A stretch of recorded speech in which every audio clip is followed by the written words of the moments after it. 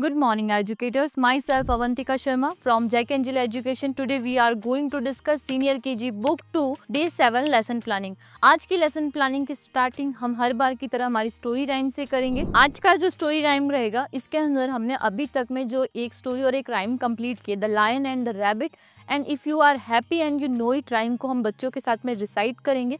इसके लिए पहले आप बच्चों से थोड़ी सी बातचीत करें, बच्चों को सेटल डाउन करें क्लास में और बच्चों को एक सर्कल बनाकर उनको अपने सामने बैठाएं। और अगर आप पॉसिबल है तो आप भी बच्चों के साथ उसी सर्कल में बैठे और बच्चों से थोड़ी सी बातचीत करें कि क्या उन्होंने कल जो हमने राइम डिसाइड की थी वो घर जाके अपने मम्मी या पापा को किसी को सुनाई। इस तरीके की बातचीत करके आप बच्चों का इंटरेस्ट डेवलप कर सकते हैं, उनसे क्रॉस क्वेश्चन करके उनका क्लास में एक अटेंशन लेकर आ सकते हैं।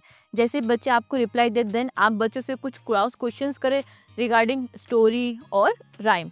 आप बच्चों से पूछिए कि हमने जो स्टोरी डिसाइड की थी उसका क्या नाम था, उसमें कौन कौन से एनिमल थे, उस एनिमल में क्या क्या फीचर्स थे, एनिमल कैसा दिखता था, क्या करता था, स्टोरी का मॉरल क्या था। इस तरीके से आप बच्चों से स्टोरी को लेके बात करें। राइम के अंदर राइम से रिलेटेड जो वर्ड्स थे उसके एसोसिएट उनके बारे में बताइए कि क्लैप की थी हमने, शाउट किया था, किस तरीके से स्टॉम्प और फीट किए थे। इस तरीके से आप बच्चों से इन जनरल थोड़ी सी बातचीत करके आप उसी सर्कल को, जिस सर्कल में आप बच्चों के साथ बैठे हैं, उसको 4 पार्ट में डिवाइड कर दीजिए, 4 ग्रुप में, और ईच ग्रुप को बोलिए कि बच्चों आपको स्टोरी रिसाइट करनी है और राइम रिसाइट करनी है। स्टोरी का आप कुछ सीन बच्चों को बता दीजिए और उन्हें कहिए कि बच्चे अब आपकी टर्न है। इस तरीके से आज आप अपने स्टोरी टाइम को बच्चों के साथ सेटल डाउन कर सकते हैं, उनको एक अच्छे सा इन्वायरमेंट देके। साथ ही साथ आप एक म्यूजिक प्लेयर से म्यूजिक प्ले कर सकते हैं जिसमें आप एक अच्छी सी रिदम का यूज कर सकते हैं। उस रिदम से बच्चों को एनर्जी भी फील होगी और वो आपके साथ में इजीली कनेक्ट हो पाएंगे और इस स्टोरी और राइम को बहुत अच्छे से रिसाइट कर पाएंगे। जैसे ही बच्चे इस स्टोरी और राइम को रिसाइट कर लेते हैं, क्लास में सारे बच्चों की अटेंशन आ जाती है, सारे बच्चे सेटल डाउन हो जाते हैं, देन हम हमारे आगे के लैंग्वेज टाइम की तरफ चलेंगे। आज का हमारा जो फर्स्ट लैंग्वेज टाइम रहेगा वो इंग्लिश का रहेगा, जिसके अंदर हम बच्चों के साथ क्लस्टर वर्ड एडी के बारे में बातचीत करेंगे। इसके लिए हमें बच्चों के साथ में जो मटेरियल की नीड होगी उसमें फ्लैश कार्ड होगा, चौक होगी, क्रेयॉन्स होंगे, क्लास एक्टिविटी शीट होगी और पिक्शनरी होगी। इन सब की हेल्प लेके हम बच्चों को आज का जो टॉपिक है हमारा क्लस्टर एडी वर्ड को कंसेप्ट क्लियर करवाएंगे। इस चैप्टर को, इस टॉपिक को स्टार्ट करने से पहले आप बच्चों से बातचीत करिए कि कल उन्होंने कौन से क्लस्टर के बारे में पढ़ा था, एबी क्लस्टर वर्ड के बारे में। फिर आप बच्चों से एबी क्लस्टर वर्ड से शुरू होने वाले कुछ नाम पूछिए।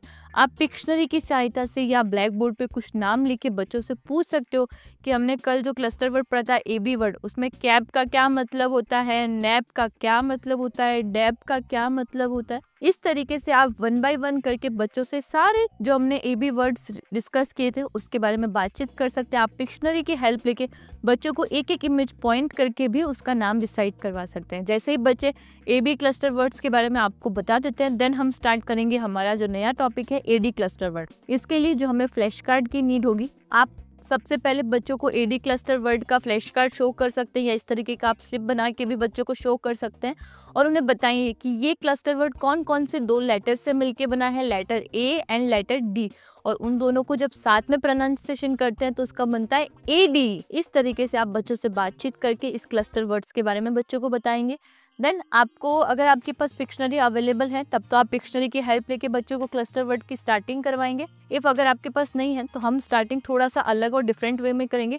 आपको ब्लैक बोर्ड पे कुछ लेटर्स लिखने हैं, letter F, letter G, letter M, letter P, letter S, letter T.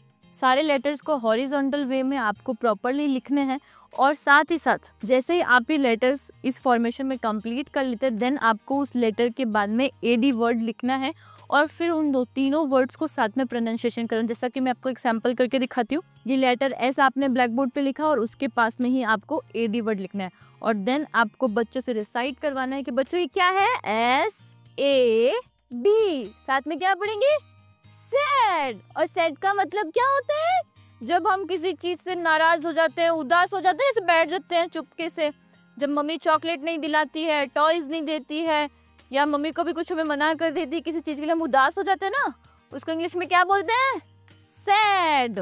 इस तरीके से आप सैड, लैड, टैड, इस तरीके से आप बच्चों को सारे जो एडी वर्ड्स है वो बच्चों को रिसाइट करवाएं देन इससे क्या होगा कि एक तो बच्चों को एडी क्लस्टर वर्ड्स से जो वर्ड शुरू होते हैं आप उनको हिंदी मतलब भी बताइए कि वो कहाँ यूज़ करते हैं। आपको कोशिश करनी है कि अभी जो बच्चे हैं इन बच्चों को स्पेलिंग्स भी लर्न होना स्टार्ट हो जाए, क्योंकि इस एज में आने के बाद यहाँ इस क्लास में पहुँचने के बाद बच्चों को लेटर्स फॉर्मेशन के साथ में स्पेलिंग का भी नॉलेज होना बहुत ज़रूरी है। इसके लिए देन आप पिक्शनरी का यूज़ करें। आप पिक्शनरी में एक एक इमेज दिखा सकते हैं कि बच्चों ये क्या है, डैड। स्पेलिंग बोलो, DAD, डैड। डैड का मतलब पिताजी, इसका SAD, सैड। सैड का मतलब जब हम उदास हो जाते हैं, LAD, लेड। लेड का मतलब लड़का। आप में से लड़का कौन कौन है? यस, आप सब कौन हो? लेड। इस तरीके से आप बच्चों को एक एक इमेज पॉइंट करके बता सकते हैं।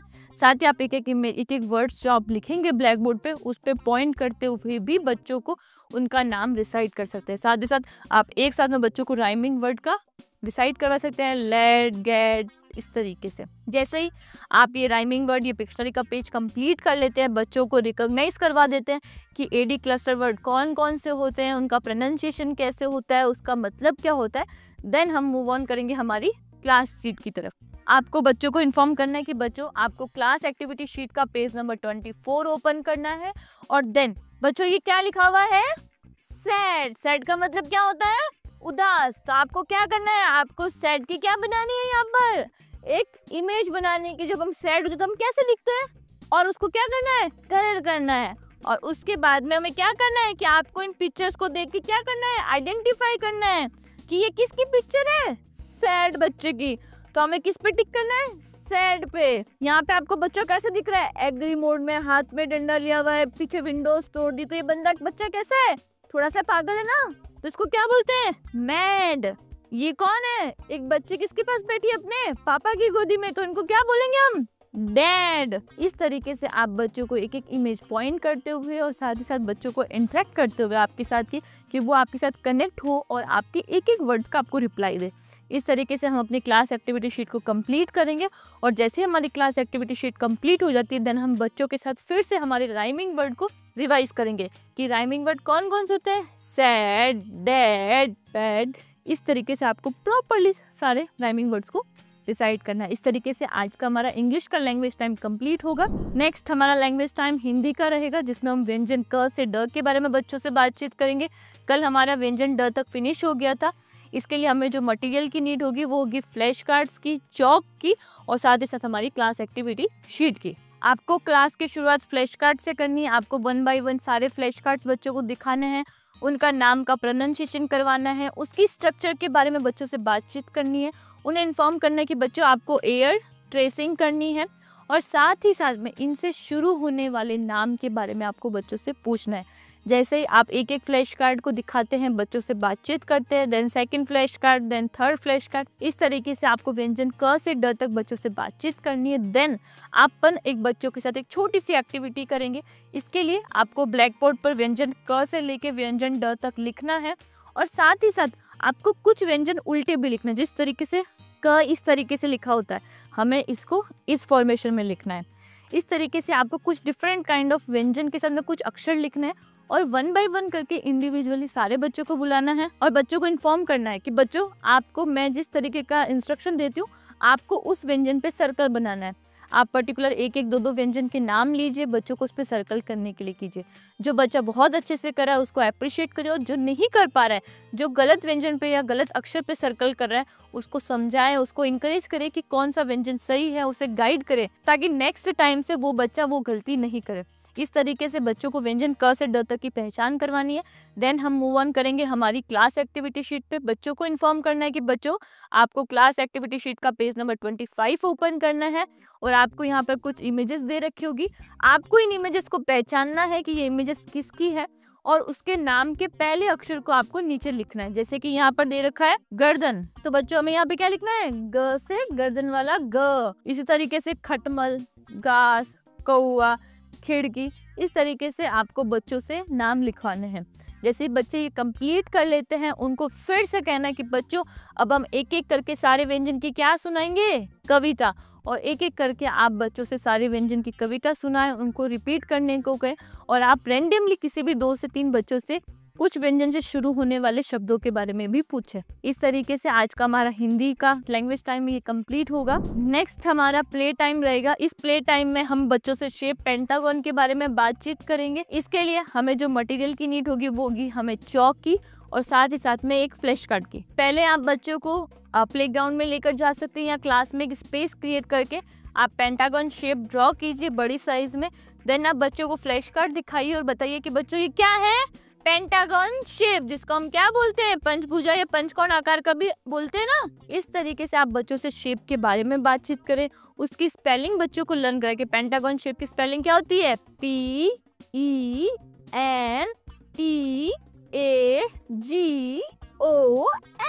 पेंटागन। और पेंटागन किसको बोलते हैं, जिसकी क्या होती है, 5 साइड्स होती है। आप बच्चों से पेंटागन शेप के बारे में बातचीत करें। देन आप एक फ्लोर पर पेंटागन शेप बड़ी साइज में ड्रॉ करें और 1 बाय 1 बच्चों को कहें कि आपको इस पेंटागन शेप पे क्या करना है, वॉक करना है। और जैसे ही बच्चे इस पेंटागन शेप पे वॉक करते हैं उनको बोलना है कि जैसे से आप इस पे वॉक कर रहे हो देन आपको पेंटागन शेप का कोई भी एक एग्जांपल देना है कि पेंटागन शेप किस किस का होता है, कौन कौन से डायमंड का हो सकता है या होम का हो सकता है, आपको उसका नाम बताना है। इस तरीके से आप बच्चों की इस एक्टिविटी को कंप्लीट करवाएंगे। देन जैसे ही हमारी एक्टिविटी कंप्लीट होती है हम हमारी नेक्स्ट टाइम की तरफ चलेंगे। नेक्स्ट हमारा जो टाइम रहेगा वो आर्ट टाइम रहेगा। आप बच्चों को प्लेग्राउंड से क्लासरूम में सेटल डाउन करें या क्लासरूम में भी बच्चों को सेटल डाउन करने के बाद आप बच्चों को आर्ट एक्टिविटी शीट ओपन करवाएं और उनसे बातचीत करें कि अभी हमने थोड़ी देर पहले किसकी एक्टिविटी की थी, पेंटागन शेप की। उसको हमने क्या किया था, वर्क किया था और हमने क्या बोला कि ये कौन सा शेप है, पेंटागन, जिसमें क्या होता है, 5 साइड्स होती है। और अब हम उसकी क्या करेंगे, आर्ट एक्टिविटी। और उसमें क्या करना है, हमें आपको पेपर, आपकी आर्ट एक्टिविटी का पेज ओपन करना है। यहाँ पर हमें क्या करना है, ग्लू अप्लाई करके क्या लगाना है, कॉटन पेस्ट करना है। इस तरीके से आप पहले बच्चों से इंस्ट्रक्शन दें, उनको बातचीत करें। देन 1 बाय 1 आप सारे बच्चों को मटेरियल्स प्रोवाइड करें ताकि वो इस एक्टिविटी को कंप्लीट कर सके। इन केस कोई बच्चा नहीं कर पा रहा है तो आप उसको गाइड करें, उसको हेल्प करें।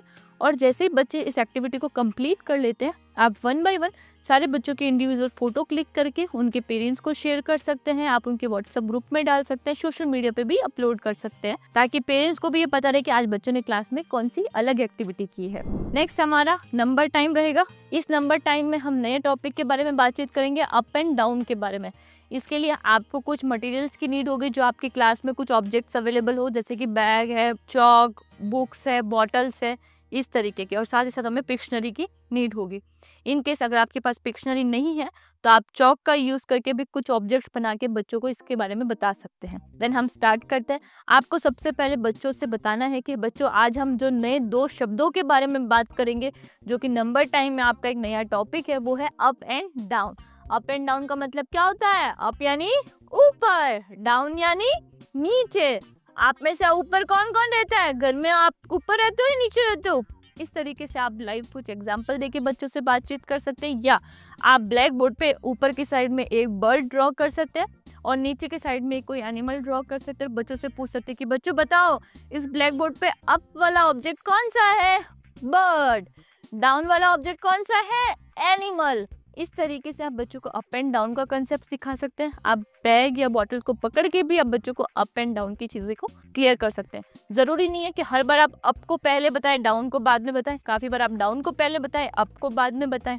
अदरवाइज क्या होता है, बच्चे हमारे इंस्ट्रक्शन को सिर्फ हमारे हाथ के लैंग्वेज में समझते हैं। हम बोलते डाउन है लेकिन हमारा हाथ बच्चे क्या करते हैं, ऊपर। हम बोलते अप है, बच्चे हाथ नीचे करते हैं, डाउन। इस तरीके से तो हमें कोशिश करनी कि हम दोनों लैंग्वेज में बच्चों से बात करें, अप और डाउन। हमारा मेन मोटिव है बच्चों को वर्ड का कंसेप्ट क्लियर करवाना। जैसे ही ये अप एंड डाउन का क्लियर हो जाता है देन हम हमारे पिक्शनरी के पेज की तरफ चलेंगे। एक एक इमेज को पॉइंट करते हुए बच्चों से इसके बारे में बातचीत करेंगे और साथ ही साथ बच्चों को इन सेंटेंसेस को, स्पेलिंग्स को हमें लर्न करवानी है क्योंकि अभी ये मोड है कि जहाँ पर बच्चा लर्न कर सकता है, और जितना ज़्यादा वो नई स्पेलिंग्स को लर्न करेगा, जितना रिकैप करेगा, उसकी वोकेबलरी उतनी ही स्ट्रांग होगी। तो हमें कोशिश करनी है कि हम बच्चों को ज़्यादा से ज़्यादा इसके बारे में नॉलेज प्रोवाइड करवा सके। देन जैसे ही हमारा ये नंबर टाइम कंप्लीट होता है, आज का हमारा रिफ्लेक्शन टाइम आता है। इस रिफ्लेक्शन टाइम में आज हमने बच्चों के साथ क्या क्या डिस्कशन किया था। सबसे पहला हमारा स्टोरी और राइम टाइम था, जिसमें हमने बच्चों के साथ the lion and the mouse story को रिसाइट किया था, और साथ ही साथ if you are happy and you know it rhyme को भी हमने रिसाइट किया था। देन सेकंड हमने क्लस्टर वर्ड्स के बारे में बात की थी, जिसमें हमने पहले बच्चों से कल की क्लास में जो हमने एबी वर्ड्स के बारे में बात किया था उसके बारे में बातचीत की। देन हमने एडी क्लस्टर वर्ड्स के बारे में बात किया, उससे शुरू होने वाले कुछ इमेजेस बताए। देन हम नेक्स्ट टाइम पे हिंदी के लैंग्वेज टाइम में पहुंचे, जहाँ पर हमने बच्चों के साथ में व्यंजन क से ड तक का दोहरान किया था। साथ ही साथ हमने ब्लैक बोर्ड पर एक एक्टिविटी की थी, जहाँ पर हमने कुछ व्यंजन और कुछ अलग तरीके के अक्षर लिखे थे और बच्चों को उनमें व्यंजन को ढूंढने को कहा था और उस पर सर्कल करवाया था। देन थर्ड हमारा प्ले एक्टिविटी था, जिसमें हमने बच्चों को पेंटागन शेप पे वॉक करवाया, उसके बारे में बातचीत की। देन हमने हमारा आर्ट टाइम स्टार्ट किया। उस आर्ट टाइम के अंदर हमने बच्चों से आर्ट एक्टिविटी करवाई, जिसमें बच्चों ने पेंटागन शेप पे ग्लू लगा के उस पर कॉटन पेस्ट किया था और अपनी उस एक्टिविटी को कंप्लीट किया था। देन हमारा जो लास्ट टाइम जो था, उसमें हमने बच्चों के साथ में नए टॉपिक को इंट्रोड्यूस किया था, जिसमें अप एंड डाउन के बारे में बताया गया था। बच्चों को अप एंड डाउन की स्पेलिंग लर्न करवाई, उसका मतलब बताया, कुछ ऑब्जेक्ट्स का एग्जाम्पल देके हमने अप एंड डाउन के कंसेप्ट को भी बच्चों के साथ क्लियर किया। अब हमारा होमवर्क टाइम, जहाँ पर हमें पेरेंट्स को होमवर्क शेयर करना है। Page number 21 and page number 22 हमारा होमवर्क रहेगा, जो हमें बच्चों के साथ में भेजना होगा। पहले होमवर्क में बच्चों को एक्सप्लेन करना है कि जो ऑब्जेक्ट आपको ऊपर की साइड दिख रहा है उसमें आपको ग्रीन कलर करना है, जो ऑब्जेक्ट आपको नीचे दिख रहा है वहाँ पर आपको येलो कलर करना है। देन हमारा जो इंग्लिश की जो पेज है उसके अंदर आपको इमेज को पहचानना है कि इमेज कौन से क्लस्टर वर्ड की है, इसमें कलर करना है और उसका नाम लिखना है। देन आपको नीचे कुछ इमेजेस दे रखी है, आपको उस इमेजेस को आइडेंटिफाई करना है और उसका नाम क्या है उस पर आपको राइट का टिक करना है। देन हमारे पेरेंट्स के लिए जो हमारी एक्टिविटी है ये बच्चों को बतानी है, साथ ही साथ इसको होमवर्क में डायरी में या व्हाट्सएप ग्रुप में भेजना है। पेरेंट्स को बोलना है कि आप बच्चों को जो ये एक्टिविटी करवाते हैं इसकी फ़ोटो आप क्लास टीचर के साथ में शेयर करें, ताकि वो देख सके कौन सा बच्चा किस तरीके से और कितना अच्छे से कर पा रहा है। और आपको पेरेंट्स को बोलना है कि होमवर्क आप बच्चों से करवाएं, उससे गाइड कीजिए, लेकिन बच्चों को सेल्फ करने दीजिए। इस तरीके से आज की हमारी क्लास फिनिश होती है। आई होप आपको आज की क्लास अच्छी लगी होगी। Thank you so much.